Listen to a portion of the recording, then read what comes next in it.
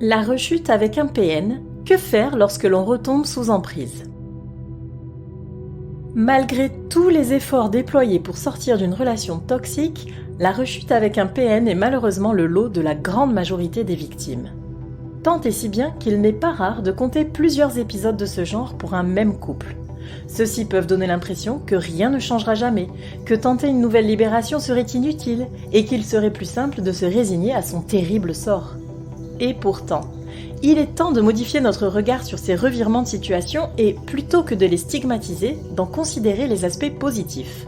Analysons le phénomène et voyons comment réagir en cas de retour sous l'emprise sentimentale avec un pervers narcissique.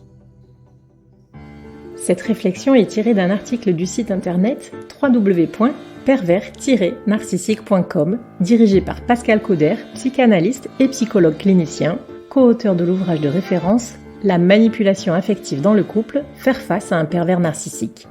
Depuis plus de 30 ans, Pascal Couder et son équipe de thérapeutes spécialistes des questions autour de la manipulation sentimentale prennent en charge les victimes de PN francophones partout dans le monde grâce à la vidéoconsultation. Rendez-vous sur pervers-narcissique.com pour accéder gratuitement à une multitude de ressources précieuses. Pourquoi une victime craque et retourne avec son ex toxique?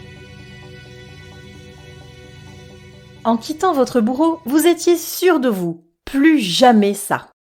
Vous avez mobilisé une énergie folle pour réussir à partir pour de bon. Et maintenant que le plus dur a été fait, il est impensable de le laisser revenir dans votre vie.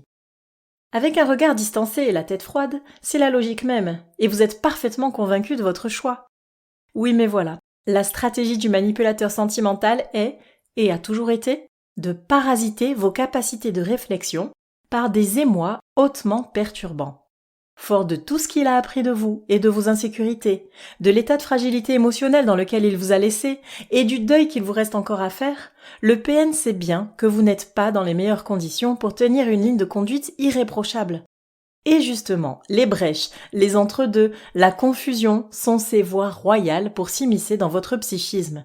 Ainsi, encore à des années-lumière de vous imaginer remettre le couvert, sans savoir pourquoi ni comment, vous sentez à nouveau les griffes du vampire vous enserrer. Vous voici encore une fois emprisonné dans ce couple maudit.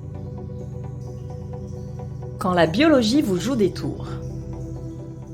La première chose à faire lorsque l'on réalise que le piège s'est refermé, c'est de faire preuve d'indulgence envers soi-même.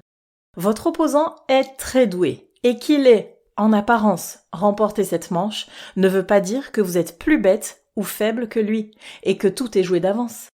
Plutôt que de se décourager, ou pire, de s'en vouloir d'avoir craqué en laissant revenir le PN, il faut comprendre comment cela a pu se produire. Pour cela, il existe une explication toute simple, parfaitement scientifique et bien heureusement déculpabilisante. Vous êtes un être humain, mais creusons un peu ce vaste sujet. L'inconfort de la séparation est source d'un grand stress et il se trouve que votre cerveau est une machine à résoudre les problèmes. Sa mission ?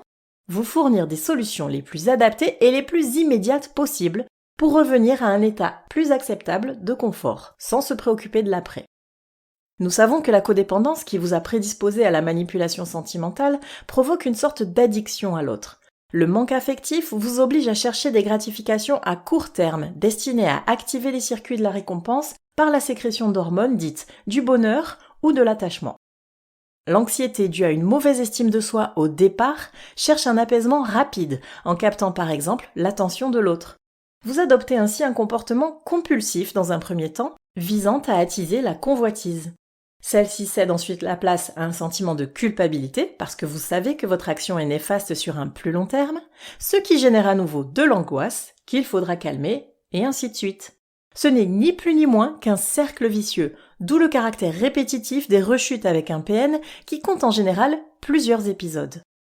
Pour casser la boucle infernale, il faut donc commencer par se revaloriser. L'estime de soi est une valeur cruciale à acquérir après une relation toxique, mais pour ce faire, il faut entrer dans l'introspection en étant dans l'idéal accompagné par un thérapeute qualifié. Comment analyser la rechute avec un PN ? Quelles leçons en tirer ? Revenir auprès de son bourreau est toujours une épreuve décourageante pour une victime. Cela la met dans une détresse émotionnelle encore plus grande, mais l'expose également à plus de danger, car le manipulateur comprendra que son emprise a vacillé et qu'il est nécessaire de resserrer l'étau. Pourtant, cet état peut être une nouvelle avancée vers le salut. Voyons comment. Un retour au calme ? Attention, danger.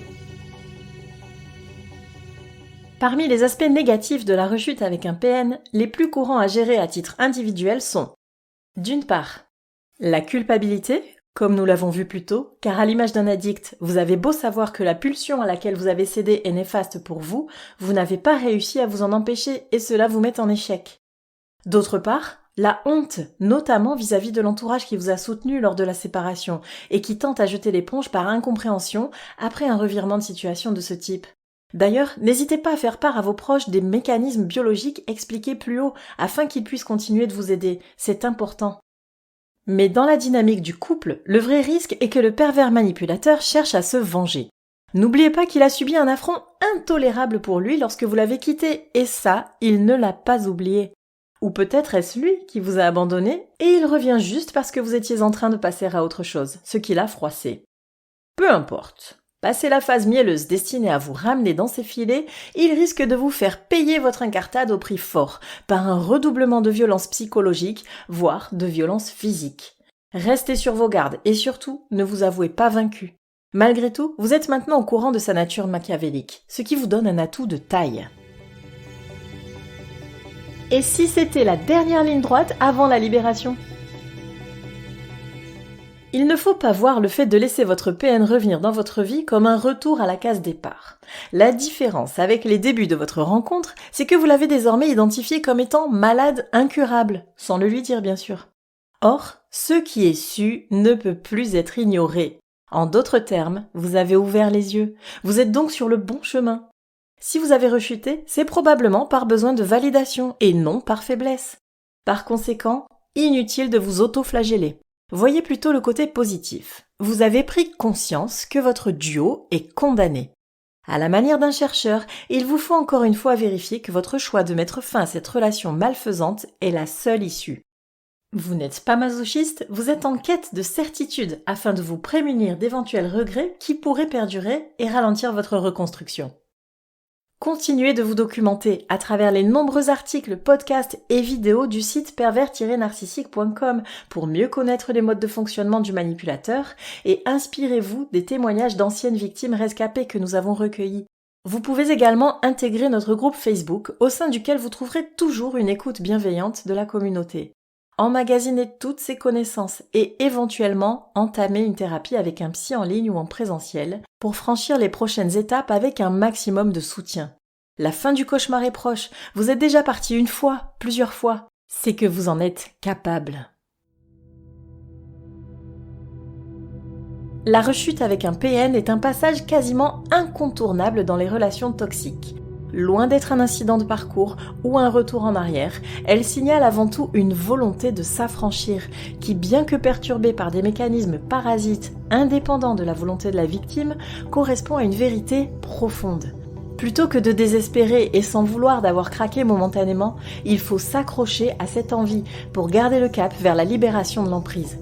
Ce qui est inéluctable, c'est que le PN se comportera à nouveau mal avec sa proie. Et la bonne nouvelle, c'est que ce sera peut-être enfin la fois de trop, celle qui la poussera à partir une fois pour toutes.